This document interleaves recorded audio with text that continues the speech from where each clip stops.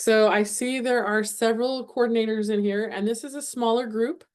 And if you're not a coordinator, it's perfectly fine because you'll learn some tips and some ideas of things that you can do.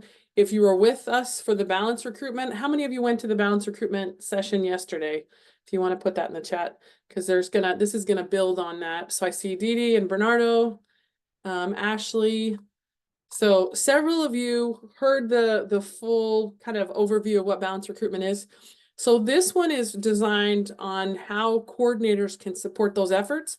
But if you're a recruiter and you weren't with us yesterday, we'll talk a little bit about what that means, and hopefully this will be relevant for everybody. So I appreciate you being here on your afternoon. I know everybody's really busy. We are recording all sessions, and there's a comment that says I'm a data specialist and play a big role in our quality control with the IDNR. So this will just give you some good background, hopefully.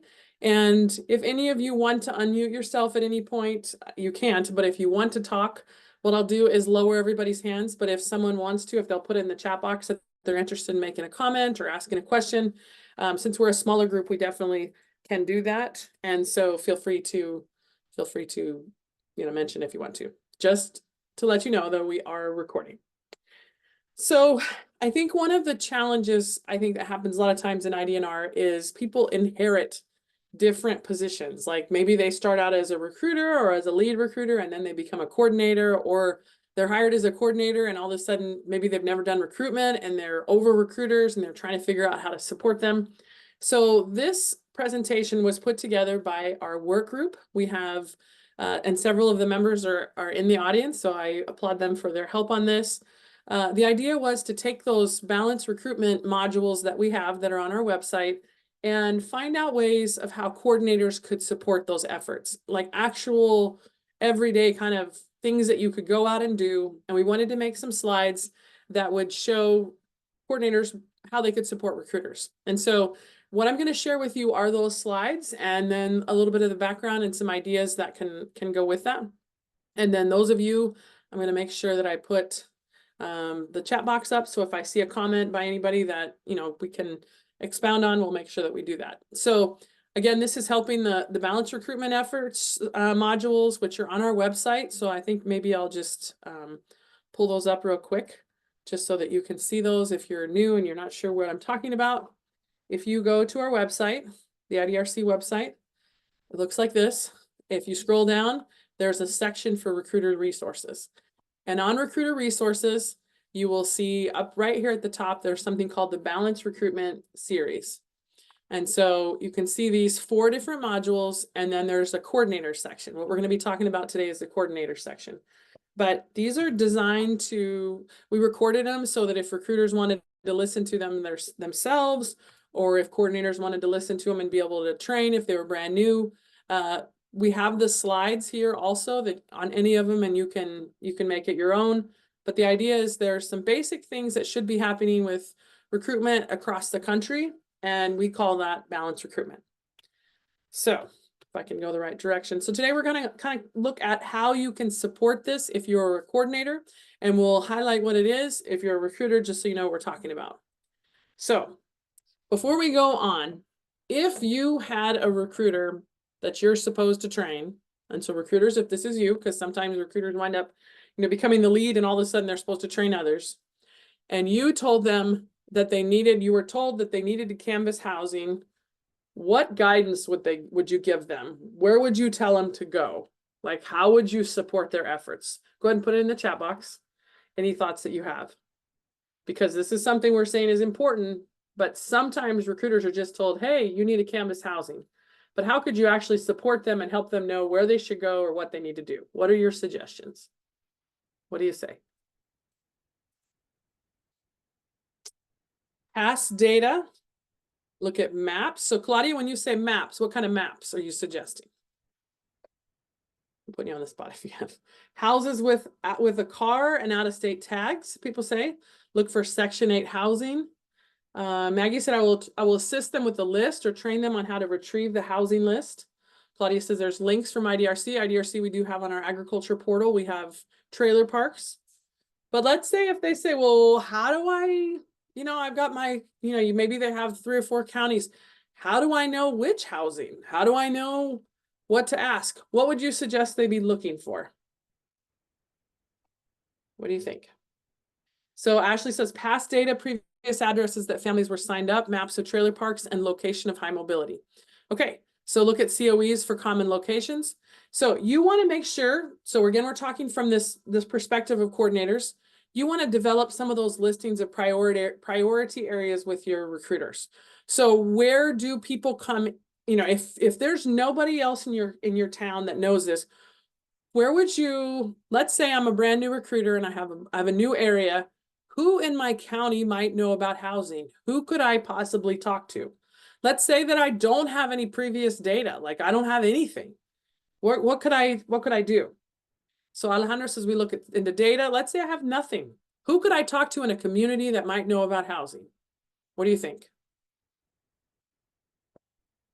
Because this is what happens. Okay, we have possibility of a real estate agent, okay, Chamber of Commerce, possibly, the HUD website.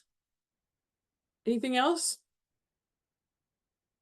So an interesting thing to think about is apartment complexes, housing places, no other housing places. So one of the things that you can do is try to find where the cheaper apartment complexes are in your area, in that particular area. And then they can get on the phone and call and talk to them and say, I'm looking for the places in the county or the area that I'm at that maybe they rent by month, that maybe they don't require a lot of background or credit checks, that the newest families can find to rent. Most apartment complexes know of other apartment complexes. They sometimes have to provide referrals to others. So a lot of times you want to find the people that are already in this business. They already know about it. So real estate may know about different housing and stuff that's for sale, but those that are hotel, motel, exactly, those that are already housing people will know about others. That now you can look in specific places in your community that it's gonna, where people are coming and going. But it says here, you want to look for what's considered your transitional housing in the community. So if I go to the Chamber of Commerce, I don't just want to say, hey, I'm looking for housing. I want to say, do you know anywhere in the county that rents by month? Or do you know anywhere in the county that when new people come that they might have? Sometimes your police officers will know of places to say, hey, we're trying to canvass where we see the most movement in a county, and they might know where housing, but you want to teach your recruiters to think about the people in the community that would know this. So places that it's easy to rent, doesn't have that extensive background, help them reach out to these places and determine if recruitment should happen there. So Isaura said hotel and motel. In a lot of places, those you can work with those motel owners, those hotel owners, long before people come, so that when you're out there knocking, they can let you know when they have new people. So one thing you want to think about as a coordinator is you should know of these places. So often we tell our recruiters to find them. We should start out, we should have places they should go. We should already help them, and then they should be able to come and learn more than what we know. So migrant camps. Some states have the fortunate opportunity to have their farm worker housing registered. A lot of states do not have that. So we also have H-2A, we have, housing and things like that. But you want to be able to tell them and suggest where they should go and then help them prioritize. So sometimes you need to be able to go in the field with them. Sometimes housing locations are large and extensive, and it could be helpful to coordinate other recruiters going with them. And it's always helpful to know what locations look like and to periodically go with your recruiters. So use your contacts to determine if there are landlords that own lots of community housing that MEP can reach out to. I can think of a place in Tennessee where we had, there was a guy that had multiple places that families always came and stayed. And so we could reach out to him and find out when they were going to come, and he preferred to rent to them. And so we would try to, capitalize on that and make not just know at the housing, but know who owns the housing to be able to try to make those relationships with them. Migrant camps, of course, that's super nice. And my experience has always been in my state. I'm in Tennessee for a long time. We had, a house here and a house there and trailers here. We had several places with migrant camps, but the majority of the time we were trying to figure out what apartment complex was easiest to rent. So you want to think about these things as you're doing. Several of you mentioned data, keeping that data of previous addresses. So part of what you're doing is helping them know how to use their time, how to really organize their time. And so when would be good to go to housing? If you're telling them, let's say they, you're trying to help them schedule the day, when is it ideal to visit housing? What would you say? In the chat box, when would you tell your recruiters to go visit housing? Any particular time? So we saw what it says, evening. So the interesting thing about housing is, well, you're going to find the most people home on nights and weekends, but there's people a lot of times, sometimes moms are home with little ones, in the day. It really totally depends on the area. So I did a lot of work in Chattanooga, Tennessee, where we had a lot of poultry processing. And because the poultry processing had 3 different shifts, we really could do housing at any time, because some people were going to be gone in the evening, some people were going to be gone in the day. We had other places where it's just field crops. And so they're going to be out super early, and we'll be back if it's really hot in the afternoon. Then the afternoon is a good time. So you want to know what's happening. Raining days are always good, but you want to help those recruiters know what's happening. Non-school days, because then you can find out when kiddos are home. So you want to look at the logic for your particular area and help them know. But you also want to keep that data. You want to calendar when different things have been visited. And you want to make sure when you're creating maps or things that, you're putting, information on there, that you're not putting any, any children's information on there. So you also want to know if there's any movement in new places in the community. The more efforts are made to assist recruiters to be effective, the easier their job will be and the more effective the program will be. So relevant materials, you can think for housing. You can leave a lot of materials in different places, laundromats, places where if it's apartments, they usually have somewhere they wash. So when recruiters are ready to go work in the field, make sure they have the right kind of materials. So business cards, brochures, flyers, welcome bags, resource materials.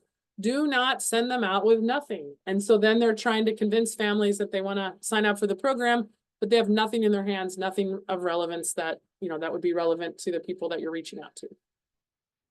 So what would you say if you have a recruiter in front of you and you're trying to train them on creating materials?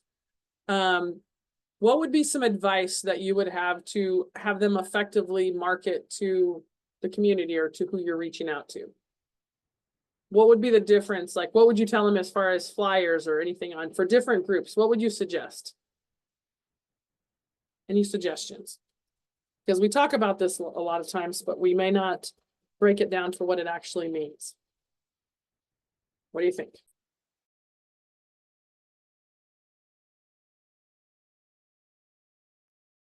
No thoughts? Anybody want to unmute themselves and share a thought on how you market to different groups? Any ideas? You can unmute yourself, but if you want to talk, just let me know and I can unmute you. Okay, so this is, and hopefully my computer sounds like a jet in the background. Hopefully you don't hear that. This is one of the things that you really want to train your recruiters, and you want to make sure that you are thinking of how you can support them. Claudia says program information for community agribusiness, schools info, how to submit a recruitment request. Erin says, know each audience and what is important to each one, the issues and the focus. That was what I was looking for. And Claudia's comment is important too. When you are developing posters, if I have posters that I'm going to put in a laundry room for a family, the materials that I'm going to put on there, or the comments that I might put on there is like, hey, interested in learning English, need resources to help your kid in school. That might be totally different than what I'm going to send out to a farmer. Hey, you might possibly have a worker that qualifies. We have resources to help train your workforce. You're going to think about, so Erin's comment is exactly right. Know each audience, what's important to each one, the issues and the focus. So we want to make sure that coordinators know that you should be helping them create those materials. It should be high quality. You should not just have one migrant ed brochure that you're expecting everybody to use. So part of your training opportunities are, looking at what your recruiters need, looking at those supports. So give me some examples of the kind of trainings that you guys have done the last year for your recruiters. Maybe some things that you felt like they really needed. If anybody wants to put those in there. Anything that you've done specifically because you've seen that they needed support in a certain area. So while you're putting those in there, it says here, learn recruiters' strengths and weaknesses, and then help develop training and support in those areas where they need training in. One of these might be how to build a recruitment network. One of it may be how to make those flyers or how to change what they're sharing. But it's your job as a coordinator to create those appropriate training opportunities. So when you're looking at housing, for example, and you're training on how to do housing, you want to help them with different strategies, different ways. We talked yesterday with Balanced Recruitment about, if you have this large trailer park, how to really be able to, get through this quickly. Maybe it's important to show up pay attention when the school bus normally arrives and see where children go in the thing, figure out who you can talk to the manager. So you really want to make sure that you're not just sending out saying, hey, canvas this, without giving them some skills and giving them some ideas and some suggestions. So we have an in-depth training that we're going to do tomorrow about if you have to work with agribusiness, the nuts and bolts of exactly what to do. But if you are sending recruiters to work with agribusiness and farms, and all you're doing is saying, hey, go work with these farms and agribusiness, you're not equipping them with what you really need to do. We got some comments as far as training that you've done. You've done monthly PD. Claudia says recently we're going over subsequent moves. Marticela says we've done individualized meetings with each recruiter to discuss strengths and weaknesses and really assess their designated areas. Isaura says she just started as a coordinator. She's been trying to have monthly meetings with scenarios, helping them look at COEs correctly. So you want to look at big picture. These are all perfect kind of things that you're working on. So if your recruiters are working with agribusiness and farms like they should be, one thing that we suggest is that large agriculture entities should not be the responsible of the recruiter to reach out. There should be some state level support on helping develop those relationships. So I've talked to a lot of recruiters where they're like, hey, they just tell me I got to develop these relationships, but nobody's there trying to open those doors for them. And so one of the things that coordinators can do is help reach out to those agribusinesses. Like tomorrow, we're going to provide suggestions on those steps. But it says here, this often takes multiple meeting times, tailored discussions, partnership work that can be done, and this can be effectively done by coordinators. Then recruiters can focus on the setups, on actually doing the work in that location, but not doing everything. And so I used to be responsible for this across my state. And so one thing that I like to do as a strategy was to email the plant manager and email human resources at the same time and introduce migrant ed. And then inevitably, the plant manager would say, hey, this is not my issue. Just talk to human resources. And so then I'd reach out to human resources and say, hey, Dan said that this is you guys suggested, he suggested I reach out to you. And he did, he would have just said, oh, don't talk to me, talk to them. And so then it would kind of open the door for me and I'd be able to begin that conversation and start talking to them. But there'd be a lot of follow-up, a lot of work to be able to open those doors. So if you can support your recruiters at all, you want to make sure if it's an entity that's going to take a lot of their time, the more you have them in the field, the better. And you really want to be opening those doors. And so the full requirement to develop partnerships with these businesses should not rely solely on the recruiters. It should be a joint effort. It should be trying to figure out how to work together. So whose job is it? Someone in the state should be responsible for supporting recruiters by developing partnerships with statewide community and agriculture related businesses. One thing that IDRC has been trying to do with some of our member states is to get with the ag associations from their state and reach out to them and try to bring them all together into the room. So we've done this with several states. So it may be like the Tobacco Association, the Cotton Association, the beef, the feedlots, all of them know each other, which is the crazy thing. And we don't know them. So we bring them into the room and then we say, how can we best work with you? And so maybe the feedlots say, well, we have a conference every January. You could talk to some of our producers and see if they want to work with you. So this is kind of a coordinator thing to really open up. But if you open up the nursery association in your state, it's going to be way easier for your recruiters to be able to then work with those nursery producers and have something that's already been set up. So we want to make sure that you're not just saying, guys, you need to be doing this and this and this. What are you doing to help those efforts? What are you doing to make sure that their job is easier? So there was a comment that says, I appreciate what you're saying about the coordinator being in charge of brokering the relationship so the recruiter doesn't have to do that part. One challenge we have is it's getting harder and harder to find workers. So the more time you tie them up in the office, the more time that they're doing these kind of things, the less time that they have in the field. And so the more you can do to support, Now I realize every coordinator's job is a little bit different. Everyone's time is a little bit different. We're just saying as much as you possibly can support them, the better, the more effective that you're going to be. So it says here, bringing those ag associations together, for example, allows a coordinated effort to help build those partnerships.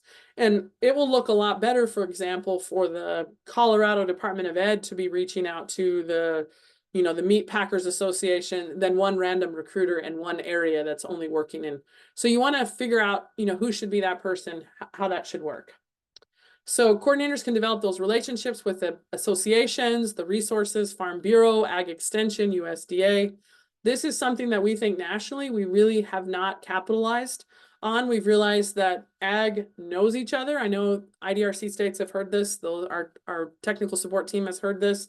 When we get those guys in the same room, they already know each other. We are the new players, although we should not be. They should have known about us a long time ago. So find out who knows everybody. A lot of times, Department of Agriculture, for example, they have someone who's responsible to work with commodity groups. So these are your different associations or producers. That's the person that you really want to be talking to because they're the ones that are working with those different associations, different groups in your state. They know each other. If you can get their trust, it will save your recruiters an immense amount of time trying to build those relationships in the future.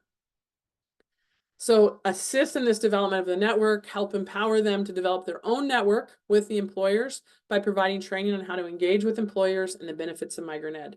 So this is another challenge. If your program is crappy, it doesn't matter how good your recruiters are. Pretty soon you're just doing a census. You're not really making a difference in the lives of the people. Your really good recruiters are not going to be able to go very far because you don't have anything that comes after you, and people get really, really discouraged with that. So you want to make sure that you have quite high quality services and then that they're able to really explain those and get those going just as soon as possible. So one of the things you can also encourage recruiters to do, and sometimes you can do yourself too, is reach out with those labor contractors. So determine which ag associations need to be developed, figure out who you need to contact with. So maybe some of you are thinking, how on earth am I supposed to know where I'm supposed to go for these ag associations or what I'm supposed to do? So on our website, you scroll down to the recruiter resources. We do have our agriculture information portal. And in there, I'll just look at Colorado. We have all of these different groups, but at the bottom, we have the association. So we have the Colorado wool growers, the dairy goats, the cattlemen's, the livestock, the beef, fruit and vegetable growers association. So when you go to these places and you're checking out these associations, a lot of times we suggest that you reach out and see who's in charge of this. So you can see their board. You can see this guy's the president, this guy's the vice president. And most often or not, there's a way to contact them, or you can Google this person, and put their information, the Fruit and Vegetable Association, and Google and see if you can get their email.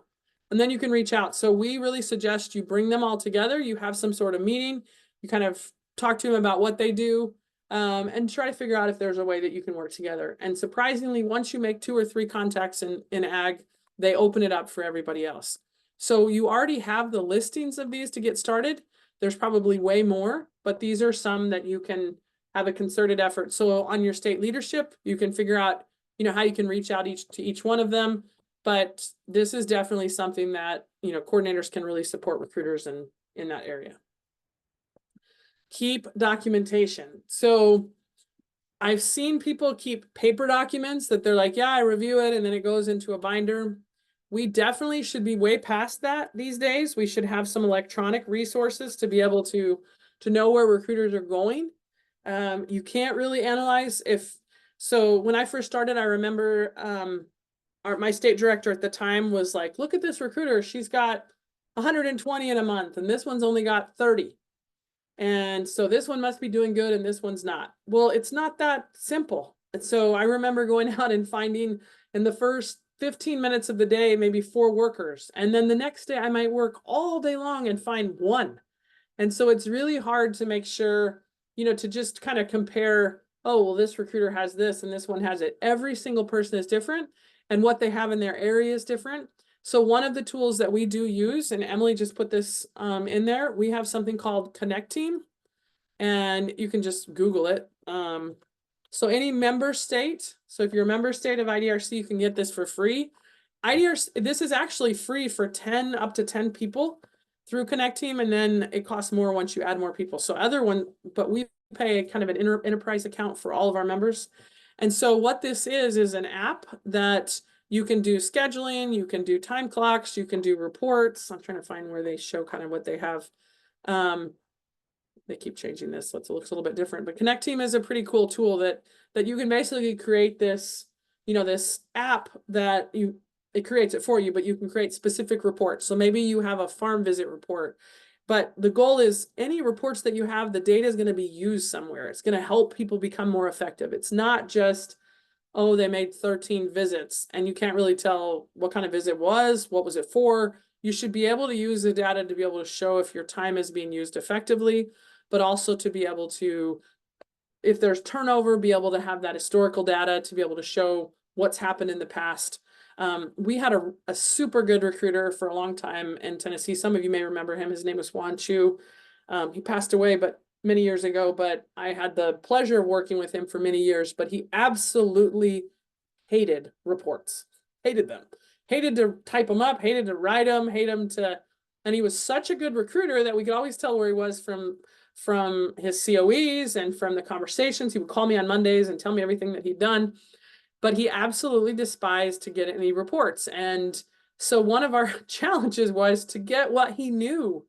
He knew so much. And so we would sometimes have another recruiter ride with him and be like, all right, what about this farm? What about that? And we would take all the notes to get the information because he was so effective, but he just absolutely hated writing these reports.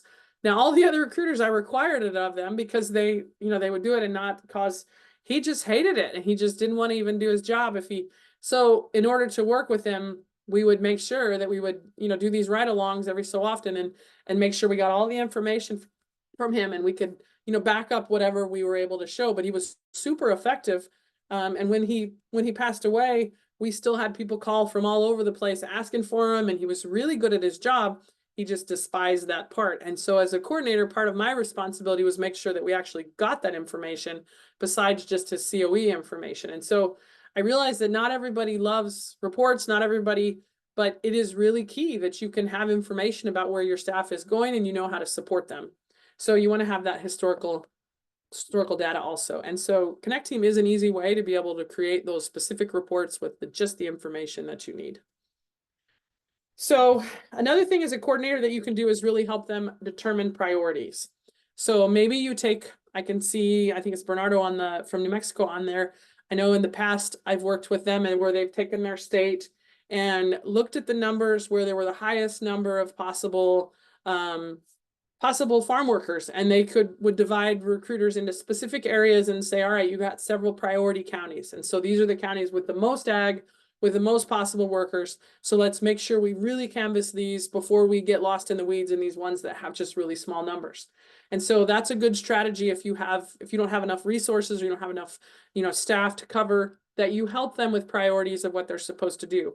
Then you have time, okay, during the day. What am I supposed to do? I know in some places they cross-train recruiters to also provide services because they may not have a program developed there yet. And so the recruiter can work part of the day doing recruitment and part of the day doing services. And so that was something that we did in Tennessee years ago, was we would look at the number of families in the area and look at the amount of recruiting that needs to be done. And the recruiters knew, all right, I'm 25% services, 75% recruitment.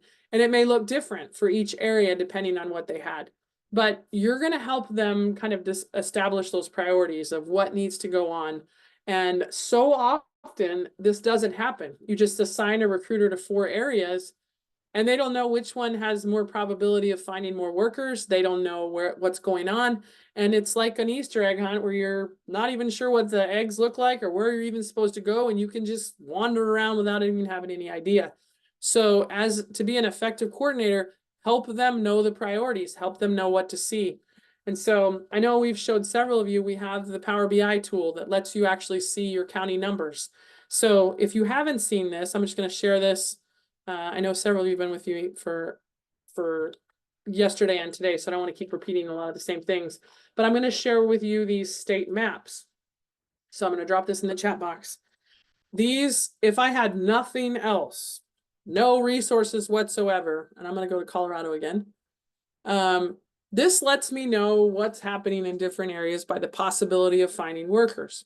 So I know some of you are going to be in these smaller areas. You're going to have, it's going to be way harder recruitment than maybe in other areas where there's a lot more probability.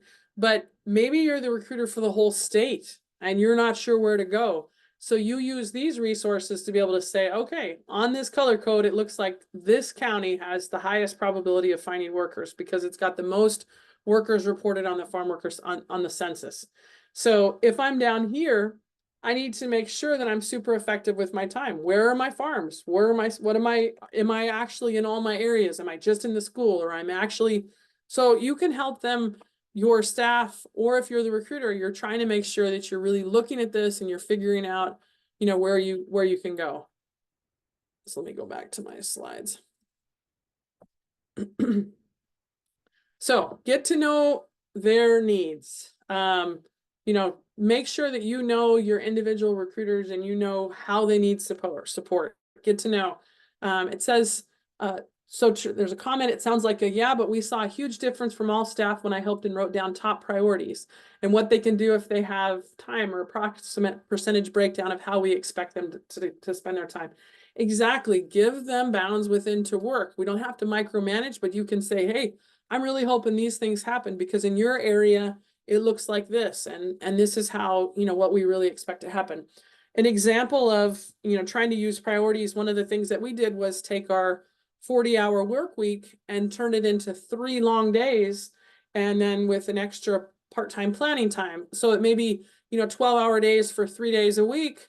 And then they did 4 hours of planning or reporting or whatever throughout the week. And so our recruiters would choose when to go because we kept having the problem is they had too far to go and they might drive for 4 hours of the day and then only work for 4 hours. But if we could give them 12, then that means that, they're getting 8 hours in the field instead. And so we tried to figure out how to maximize both our time and our efforts so that, if we're going to be driving 2.5 hours away to work, they could spend the whole day there and then they could come back and then they might not work the next day.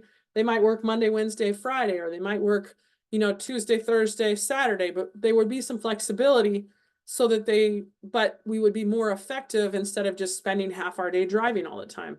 So for us, that was something that was really beneficial because we were super underfunded and we could, if a family said, hey, my dad's not going to be home until, 8 o'clock tonight, we were still there. So we could do that. But then the next day they might, be able to flex and not have that time. They could have the day off.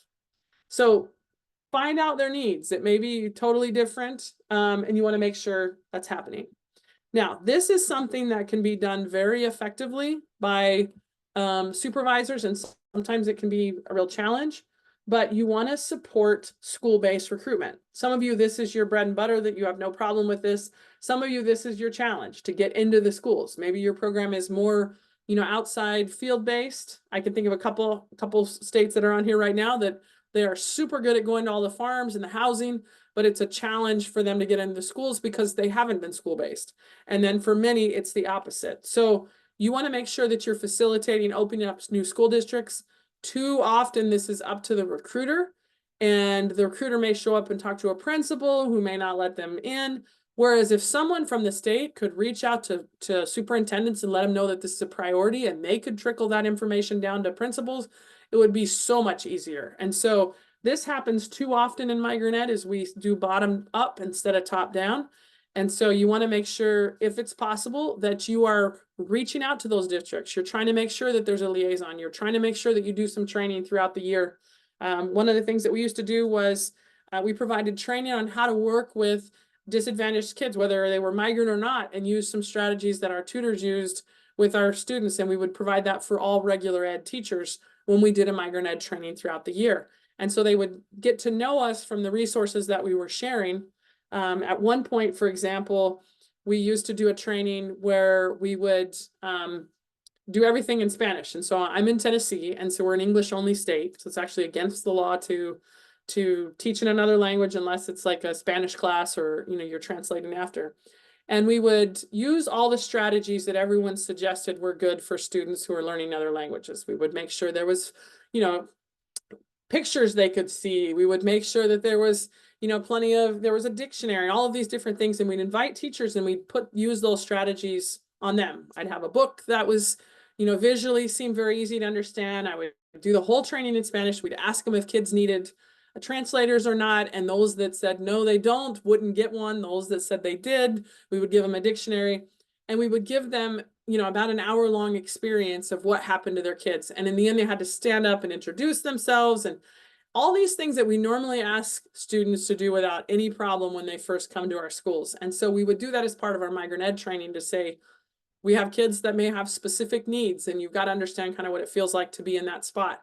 And we did this training multiple times for our school districts. And so it was kind of eye-opening for the teachers to have that experience, but they got to know us. Oh, you know, the migrant ed program offers this, and then we could talk about the unique needs of our kids and why it was really important for them to identify the kids. And so for us, that was a way to kind of build rapport with the school, to provide an experience that could be beneficial and helpful for them. But you've got to figure out the best way to reach out and build that. So you want to make sure that you're opening those doors. You want to provide a letter to schools about free lunch, introduce the program to local principals, ELL directors, McKinney-Vento staff, maintain communication with the Title I directors throughout the year. So you want to really think about those kind of things. It says here, provide feedback to school staff on the results of the survey. So once you start getting surveys, you want to make sure that you're actually following up with them. You're letting them know the results of that. You can request lists of newly enrolled students as needed, provide training to teachers on the unique needs, like I just mentioned, work with local districts to see if there are other programs that MEP program kids can benefit from to develop those partnerships. But coordinators can really help this. And then you can imagine if the recruiters show up and they request those surveys and the coordinators, you know, there's already been some work done, it's way easier for them than just trying to, you know, start from scratch and explain that. So supporting recruiters in the field, in the community, some things that you can do: find out which agencies they should work with, try to actually build some of those MOUs, try to have maybe task force meeting with other agencies or groups that could have an interest in serving MEP families so that you can kind of build that network, coordinate events within the community, develop relationships with refugee centers, develop partnerships with consulates in your state, work to develop a plan together of how MEP can work, you know, with them, with those different resources. So there's a lot that you can do. You can help develop relationships with media, maybe on a radio station. Maybe you help with what their social media resources look like. I can think of several of the states here that I see Emily's name right there in South Carolina. They do a lot through Facebook and a lot of reaching out that they do. So if a recruiter shows up and they can already show these tools and resources that are developed, it's going to be a little bit easier for them to share and people to see value in participation in the program. So you can help them, you know, through findhelp.org, find resources in an area and help them know, you know, who you really want them to reach out. It's one thing to look at people, the recruiter, and say, hey, you've got to have some community partners. It's another thing to say, I really hope that you'll reach out to the Migrant Head Start, you'll reach out to the regular Head Start or the health department, talk to the translator. However, you want to make sure that you're kind of helping them know what that looks like, who you want them to reach out with, and then be able to kind of support that. So resource mapping, it says here, you want to help them by developing an electronic list of the resources that can be shared with families, work with the community council groups, kind of develop your own to have resources, identify appropriate community events that recruiters should participate in, create listings and locations like churches, laundromats, ethnic stores, etc. So it's just, you know, it's important that you're kind of thinking of all these things instead of just saying, guys, you got to develop this. You're helping in that and you're being strategic. It says it's oddly helpful, a comment in there, it's oddly helpful sometimes to help you look even more slightly legitimate for whatever reasons. You are bringing more to the table. Once I took a marketing class that was talking about when you have a website or a resource, you want to be a place that people go for valuable information. You want to have some legit things that really make people's life better. And so when you're marketing, you want to be able to really share those things and see that. So the comment about the Facebook, if you are like, hey, this is us, and then they are able to see that you have some simple, very relevant ELL resources right there, it adds some legitimacy right then when they're seeing, okay, that's you guys, that's what you do. So you want to make sure that you're kind of thinking those things as you go. So the last thing is supporting recruiter retention. So unfortunately, we do have a lot of turnover in migrant ed, and you want to really set recruiters up to succeed. So ensure that recruiters are in areas that are organized, that make sure they have enough work. Like, have you put them in the smallest counties because that's historically where they've been, or are there areas that it could be better use of their time? Work to ensure they have the support they need. Provide the trainings they need. So sometimes you think things are just, basic common sense, but to one recruiter, it could not be to another. Make sure you provide that safety training, provide that ongoing professional development, provide communication skills training on what you expect and how you want to work together. Help organize efforts to allow recruiters to be mentored by new recruiters, to be mentored by experienced recruiters, help them have a chance to work together as needed. Be available for their questions, allow a flexible work schedule based on the most effective times, allow recruiters to attend when appropriate conferences and training if you have the funds for continued learning and networking with others, and provide feedback. So, a way that you're letting them know what you find that's going really well, and then any areas that you can support.